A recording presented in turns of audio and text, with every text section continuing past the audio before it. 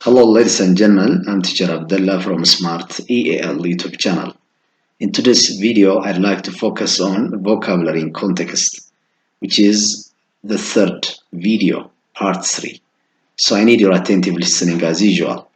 እንግዲህ እስካሁን እያየን በመጣነው ፓርት 1 እና ፓርት 2 ላይ ስትራቴጂዎችን እያነሳን መተናል።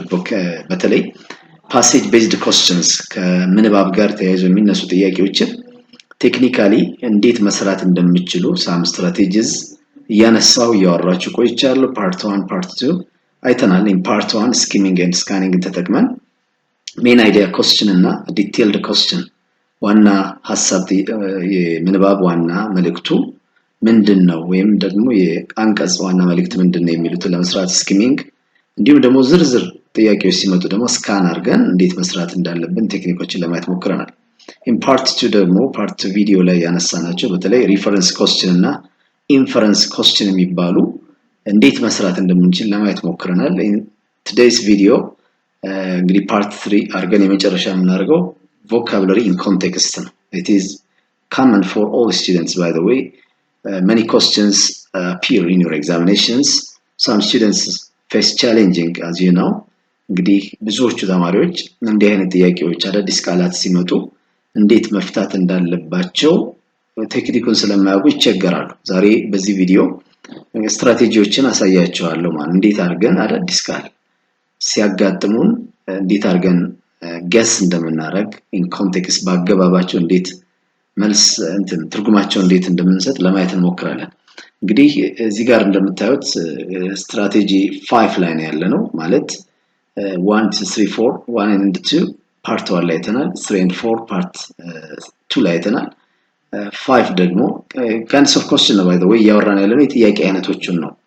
መጀመሪያ ላይ ሜን አይዲያ ኮስችን ይመጣል ብለናል። ሁለተኛው ዲቴይልድ ኮስችን ዝርዝር ጥያቄዎች፣ ሶስተኛ ሪፈረንስ ኮስችን፣ አራተኛ ኢንፈረንስ ኮስችን የሚባል ይመጣል። አምስተኛ ደግሞ ቮካቡላሪ ኢን ኮንቴክስት ነው። ቃላትን በአገባቡ እንድትፈቱ ትጠይቃላችሁ ነው። So let's first define what vocabulary in context means. ምንድነው ኮንቴክስት የሚባለው? ቃላት ናቸው እንግዲህ vocabulary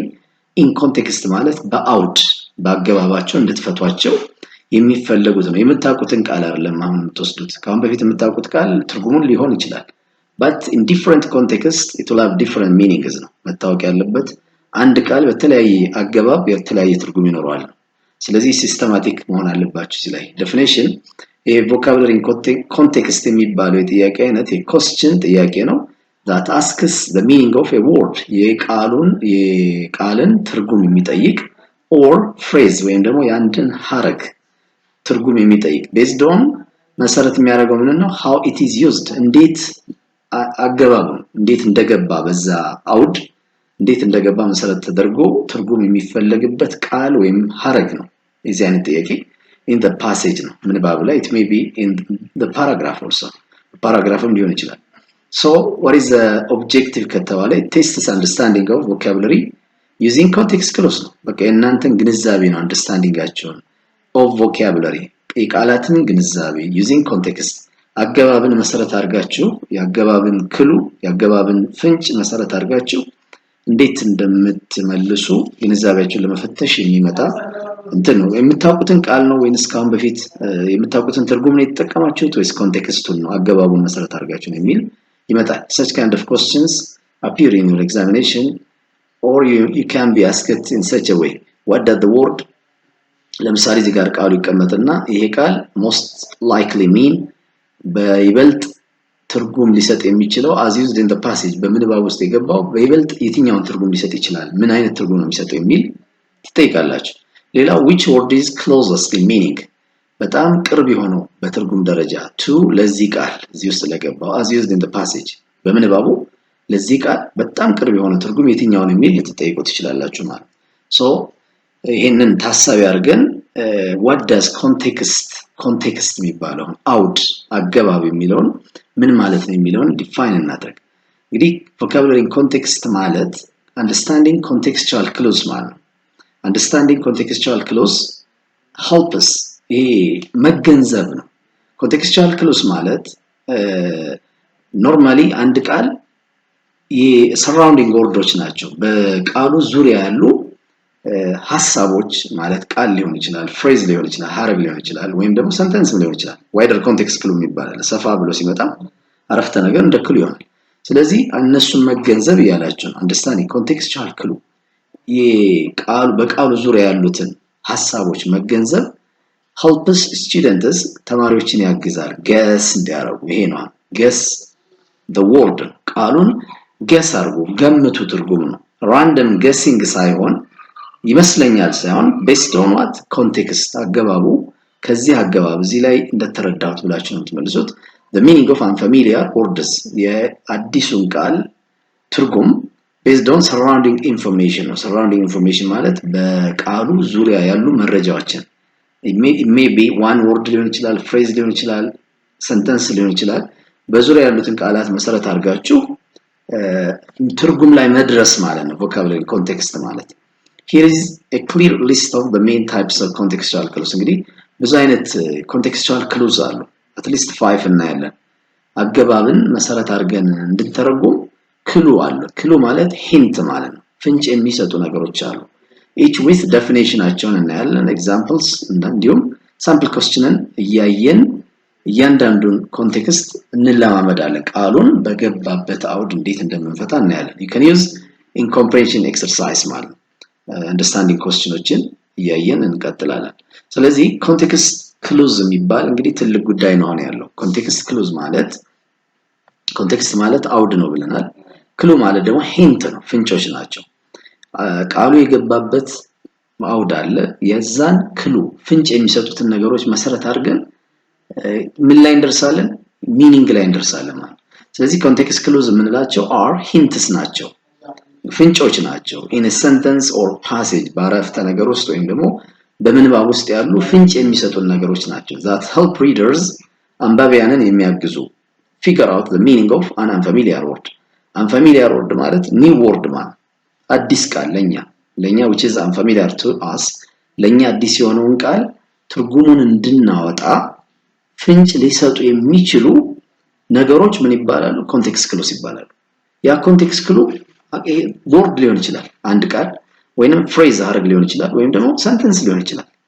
ይሄ word ነው ይሄንን ትርጉም እንድሰጥ ያስቻለኝ ይሄ ሐረግ ነው ይሄን ትርጉም እንድሰጥ ያስቻለኝ ይሄ ዘሆል አረፍተ ነገሩ ነው ያስቻለኝ ካላችሁ context clues ተጠቅማችኋል ማለት ነው ስለዚህ እሱን አሁን ምናየው types of context clues መጀመሪያ እንይ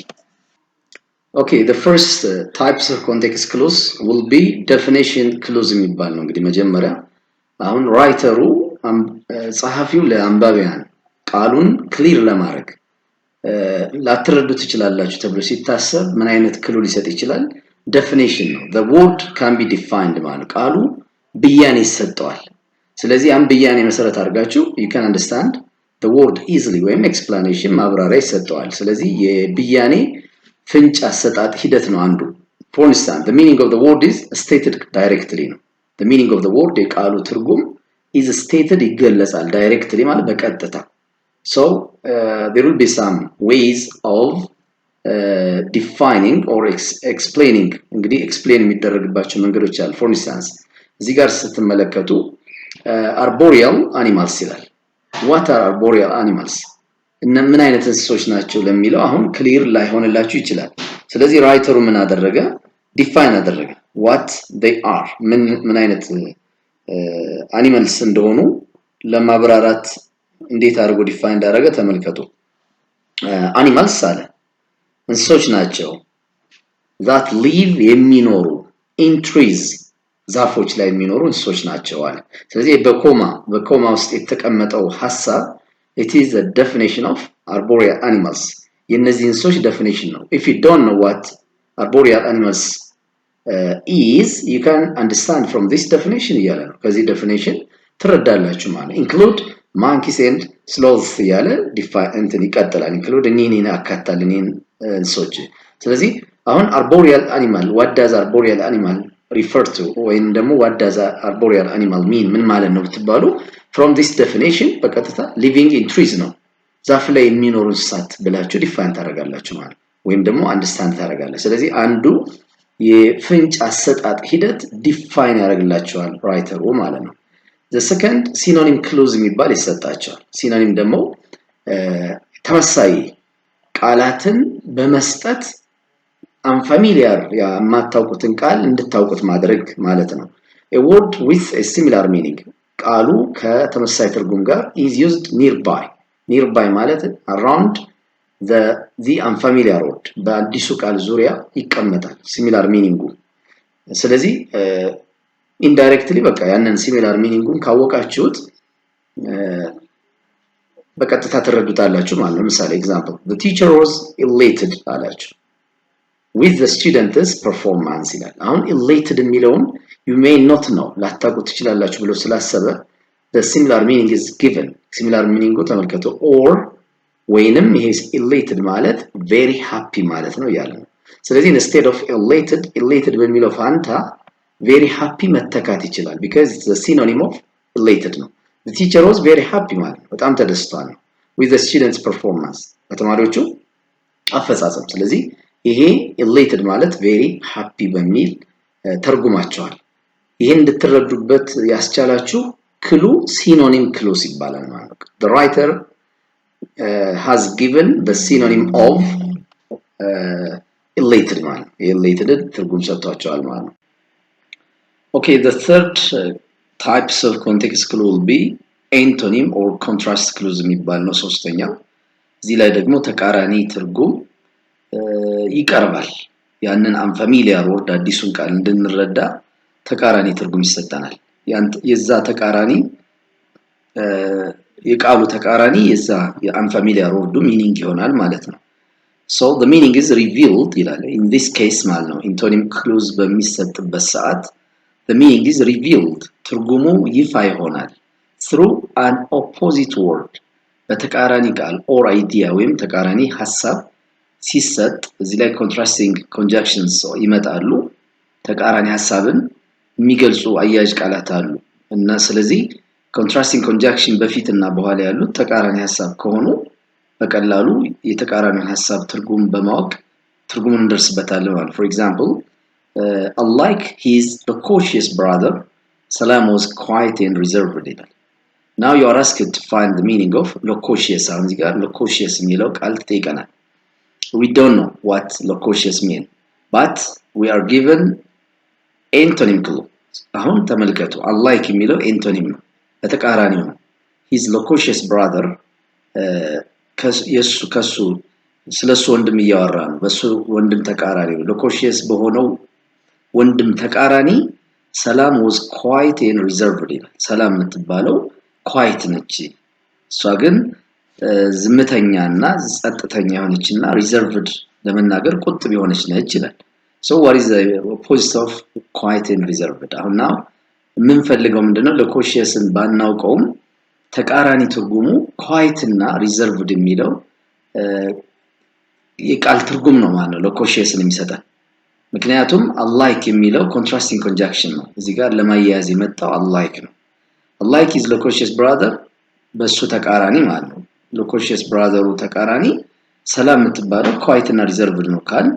የquiet እና የreserved ተቃራኒ loquacious የሚለውን ትርጉም ይሰጠናል ማለት ነው ስለዚህ quiet ማለት ዝምተኛ ጸጥተኛ reserved ለመናገር ቁጥብ ከሆነ እዚህ ተቃራኒ ምንድነው በጣም የሚያወራ ማለት ነው አይደል ለፍላፊ ወሬኛ እንደማለት ነው ስለዚህ loquacious ማለት very talkative ይሆናል በጣም ወሬኛ የሆነ ነች how could you know እንዴት ልታውቁ ቻላችሁ ከተባለ contrasting clue ነው የተሰጠኝ antonym clue ነው how እንዴት አወቅን ከተባለ unlike የሚለው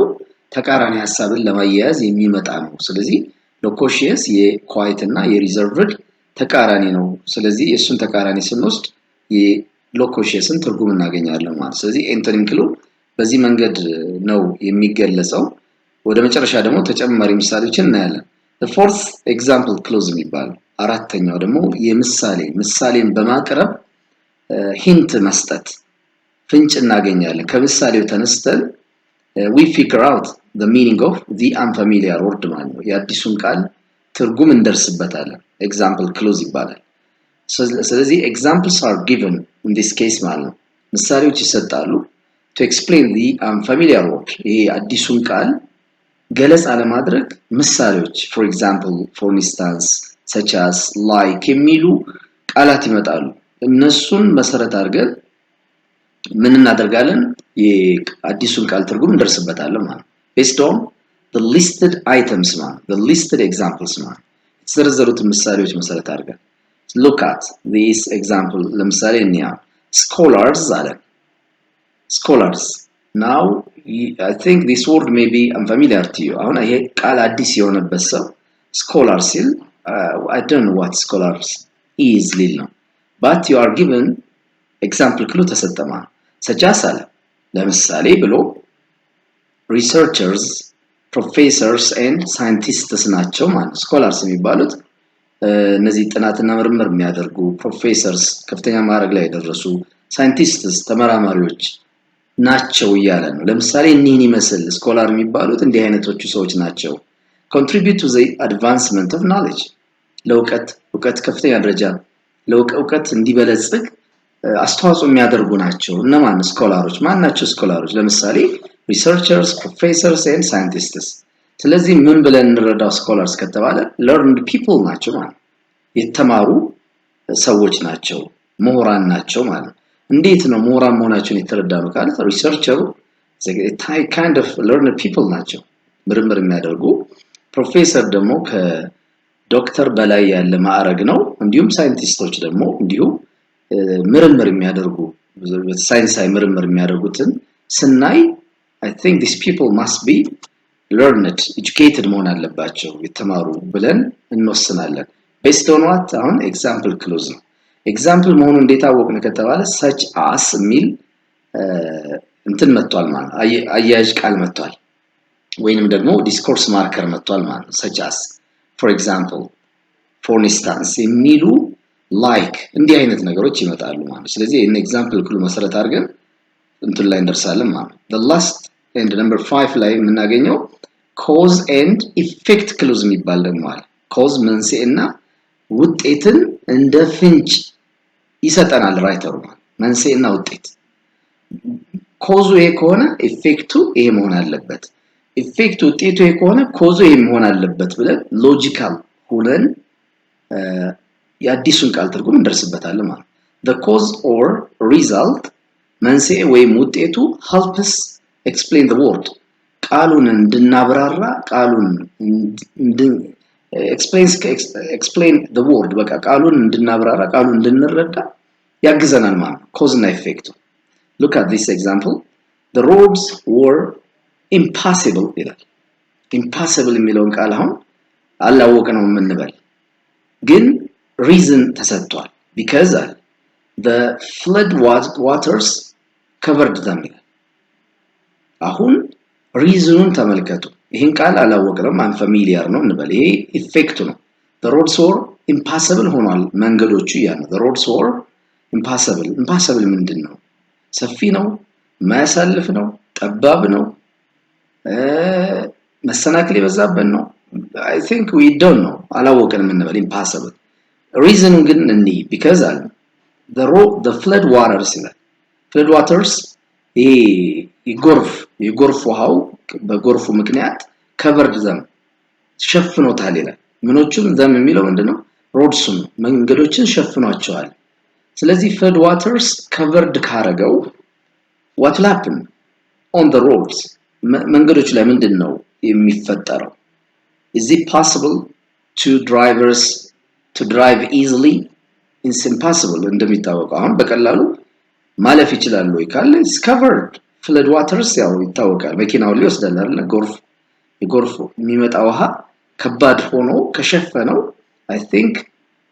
ድራይቨሩ ምንም ይቆማል ስለዚህ ያ ቦታ ምን ሆኗል ማለት ነው ማለፍ የማያስችል ቦታ ሆኗል ብለን እንወስዳለን ማለት ስለዚህ impossible የሚለው impossible to travel through ማለት ነው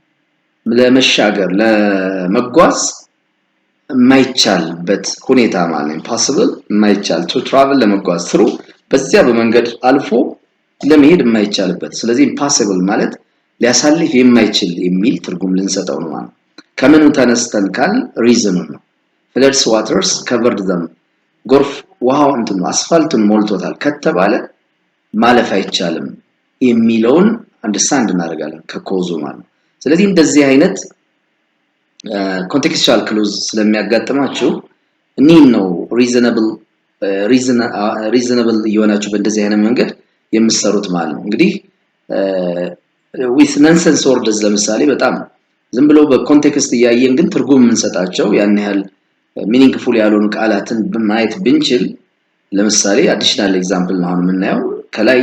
ካየናቸው ከdefinition clue synonym clue antonym clue example clues እና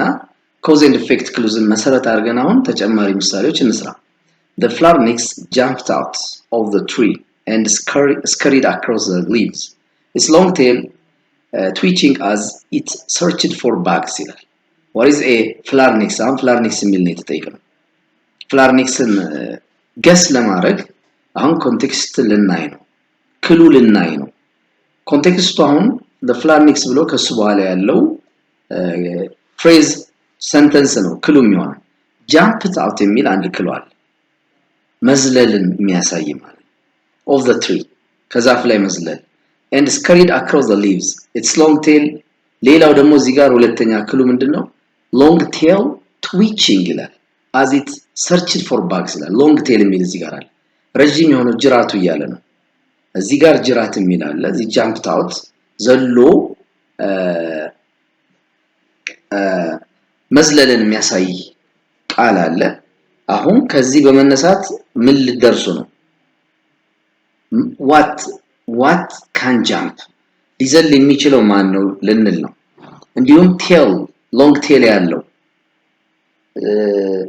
ረጅም የሆነ ጅራት ያለውስ ምን አይነት ነገር ነው ብለን ልንወስድ ነው ማለት ነው ይሄንን ሐሳብ ይዘን ነው አሁን ወደ ሚኒንጉ ወይ የምንመጣው ማለት ነው ስለዚህ አሁን ይሄ kind of tool ይላል የመሳሪያ አይነት ነው ይላል መሳሪያ የሚዘል ነገር አይደለም አይደል ጅራት አይኖርም an animal possible ነው ይቻላል tree ዛፍም አያሟላም ያን ኮንቴክስት storm ይሄም አውሎ ንፋስ የሚለው አይሆንም so the answer will be an animal ነው how could you know እንዴት አወቃችሁ ብትባሉ ኮንቴክስት አያችሁ ኮንቴክስት ማለት surrounding ወርዱን በቃሉ ዙሪያ ያሉትን ሐሳብ እነዚህ jumped out of the tree and scurried across the leaves እንዲሁም scurried የሚለውም run with quick በጣም በፍጥነት መሮጥን የሚያሳይ ነው ከዚያው ይሄ long tail የሚለው ረጅም ጅራት አለው የሚለው እኒኒ እንደ ምንድን ሊሆኑ ነው እንደ ክሉ ይሆናቸዋል ማለት ስለዚህ pharynxን easily animal ብላችሁ ተርጉማቸዋል ማለት The other example, please remember to wear your granitals before going into the lab. The chemicals can be dangerous to your eyes. Below said we are asked to guess what granitals mean. Now granitals ሚለውን ቃል guess አድርጉ ተባለ። ስለዚህ surrounding ወርዱ ልናይ ነው ኮንቴክስት በዙሪያ ያሉትን እዚህ ጋር አሁን ከgranitals በፊት remember to wear ይላል wear መልበስ የሚለበስ ነገር መሆኑን just to understand አሁን ተረዳ ግን የሚለበስ ነገር እዚህ ጋር multiple choiceዎችን ስናይ gloves goggles boots helmets የሚሉት ሁሉም የሚለበሱ ናቸው glove ያ ጓንት ነው እጅ ጓንት goggles የሚለው መነጽር ነው ሰፋፊ መነጽሮች ስራ ሲሰሩ የሚለበሱ አይን እንዳይጎዱ boots የሚለው ጫማ ነው ረጃጅም ጫማዎች ናቸው helmets የሚለው ደግሞ ሞተር ሳይክሊስት እነዚህ ሞተር ሳይክል የሚያሽከረክሩ የራስ መከላከያ ነው ስለዚህ ሁሉም የሚለበሱ ናቸው I think it doesn't help us to guess አሁን wear የሚለው guess እንድናረግ ክሉ አይሆንም ከሱ በኋላ ያለውን granitals before going into the lab ይላል ወደ lab ከመሄዳችን በፊት ይላል ላብራቶሪ ነው እዚህም ላይ ያን ያህል ትንሽ ጠበብ ሊል ይችላል ክሉ ለምሳሌ ግላቭ ሊያስፈልግ ይችላል ላብ ስንገባ goggles ሊያስፈልግ ይችላል boots ሊያስፈልግ ይችላል ግን helmets እዚህ ቦታ ላይ ያን ያህል እንትን ሊያስፈልግ ይችላል ግን more ክሉ አሁን መፈለግ አለብን the chemicals can be dangerous to your eyes now the context made clear አሁን ተመልከቱ ኬሚካሉ አደጋ አለው አደገኛ ነውና አደጋ ይፈጥራል ለምንድነው የት ቦታ ላይ ስለ to your eyes ላይኖች ካለ አይን መከላከያ ነው ማለት ነው እዚህ ቦታ ላይ የተፈለገው granitals ስለዚህ to your eyes የሚለው a clear clue ነው ግልጽ የሆነ ፍንጭ ነው የሰጠን ማለት ነው clear የሆነ ኮንቴክስት ነው so our answer will be B goggles የሚልን እንመርጣለን the other one unlike her murdered brother who was always lazy and inactive, Sarah was energetic and hardworking. She woke up early, finished her chores quickly, and studied every evening. So what we are asked is Murdain የሚለው Murdain brother እዚህ ጋር አሁን unlike የሚለው ኤንቶኒም ክሏል her Murdain brother የሱ ተቃራኒ ብሎ who was always lazy and inactive ይላል እዚህ ጋር አሁን ምን አይነት ክሉ ተሰጠካ definition ነው this Murdain brother is defined ተደርጓል who was always lazy የሆነ and inactive በቃ ሰነፍ የሆነ በቃ አክቲቭ ያልሆነ የሆነ ነው ወንድሟ በሱ ተቃራኒ ሳራ ግን was energetic ናት and hardworking ናት ያለ ስለዚህ ጠንካራ ሰራተኛ መሆኗ በስሜት ነገሮችን የምትሰራ መሆኗን እየገለጸልን ነው ስለዚህ energetic እና hardworking ተቃራኒ ምን ሊሆን ነው መርዴን ሊሆን ነው አንድ ከዚያው ውጭ ደግሞ ዲፋይን ተደርጎልናል ኖርማሊ ዴፊኒሽን ክሉ ተሰጥቷል ይሄ ሪሌቲቭ ፕሮናውን ተሰጥቶ ማለት ተጠቅሞ who was always lazy and inactive የሰነፍ ነው ብለን እንወስዳለን ማለት so question what does the word mundane most likely mean ይላል በቀጥታ ማንን እንወስዳለን c lazy ብለን እንወስዳለን how could you know እንዴ ልታውቁት ቻላችሁ ከተባለ just I'm given definition clue ነው define ስለተደረገ using relative pronoun ተጠቅሞ define አድርጓል ካልን ደግሞ ይሄ እንኳን definition clue ባይኖር antonym clue ተጠቅመን ደግሞ የኤነርጄቲክ እና የሃርድ ወርኪንግ opposite ወይም ደግሞ antonym mundane ነው ብለን እንወስዳለን ማለት the other one truncate is a person who repairs broken electronic devices such as phones, computers and televisions. Many people visit a truncate when their machines stop working properly. Just what we are asked is truncate የሚለው ይሄን ቃል ተጠይቀናል so በምን መንገድ ነው አሁን ገስ የምታረጉት ከተባለ ኖርማሊ ዴፊኒሽን ክሉ ነው አሁን የተሰጠው ዴፊኒሽን ክሉ ተሰጥቶናል a person ይሄ truncate የሚለው is a person ሰው ነው who repairs broken electronic devices የተሰበሩ በኤሌክትሪክ የሚሰሩ መሳሪያዎችን የሚጠግን ነው ማለት ጠጋኝ ነው ማለት ኖርማሊ ሪፔር የሚያደርግ ሰው ነው ማለት such as ብሎ የሚጠገኑትን ነገሮች phones computers ብሎ ገልጾልናል so what does the word truncate mean teacher repair technician a shop owner a driver ስለዚህ በቀላሉ repair technician ነው how could you know እንዴ ልታውቁ ቻለሽ ከተባለ just a truncate is defined using አሁንም relative pronoun ተጠቅሞ define አድርገዋል ማለት the other one Lena felt horseshit after walking under the hot sun for 3 hours without water as a result she quickly drank 2 large bottles of cold water when she arrived home now you are asked what does the word horseshit most likely mean ይላል ይበልጥ ሚኒንጉ የትኛውን ነው ሊገልጽ የሚችለው ነው የሚለው ስለዚህ አሁን felt horseshit ይሄ horseshit የሚለውን ገስ ለማድረግ ክሉ ኮንቴክስት ልናይ ነው after walking under the hot sun for 3 hours without water ይሄ ክሉ ነው ከጉዞ አድርጋለች ማለት ነው hot sun በhot sun ነው ሞቃት በሆነ ጊዜ ተጉዛለች ለ3 ሰዓታትና without water ያለ ውሃ ከተባለ በቃ ተጠምታለች ማለት no water I think she may travel for 3 hours as a result ብሎ she quickly drank ይላል ሲያበራራ 2 large bottles of cold water when she arrived home ቤቷ ስትደርስ ደግሞ ሁለት ጠርሙሶች ትልልቅ ጠርሙሶች እንደጠጣች ያሳያል ማለት ስለዚህ I think she must be what thirsty ሆናለች ማለት ተጠምታለች ነው thirsty a መልስ ነው ይችላል excited ተደስታለች የሚለው sleepy እንቅልፏ መምጣቱ የሚያሳይ ነው hungry ተርባለች ነው አሁን መራብና ለማሳየቱ ምንድነው without water ነው ያለ ውሃ ከሆነ መጠማትን ነው የሚያሳየው ስለዚህ እኚህ ናቸው እንግዲህ ኮንቴክስት ክሉ የሚባሉት the other one some school supplies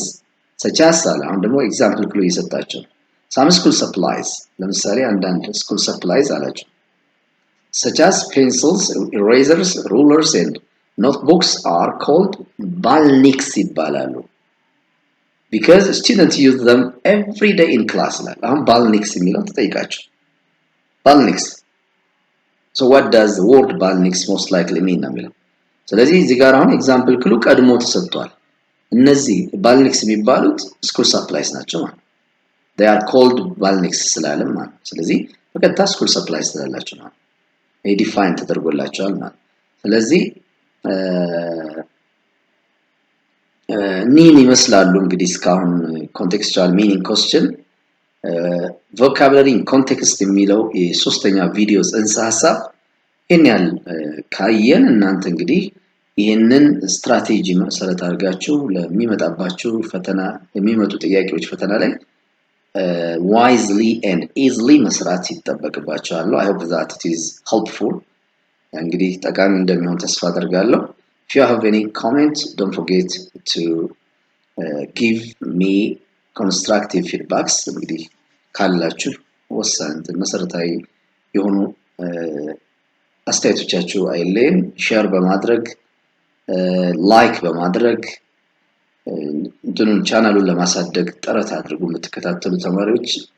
Thank you so much. It's all about today's session and part 3 እንግዲህ በዚህ ስትራቴጂ በሚለው part 1 part 2 እና part 3 የመጨረሻውን ይዤላችሁ ቀርቤያለሁ። ከዚህ ውጭ ደግሞ ሞዴል ኤግዛም እና ሌሎችን ለመስራት እንሞክራለን። Thank you so much. Have a nice time.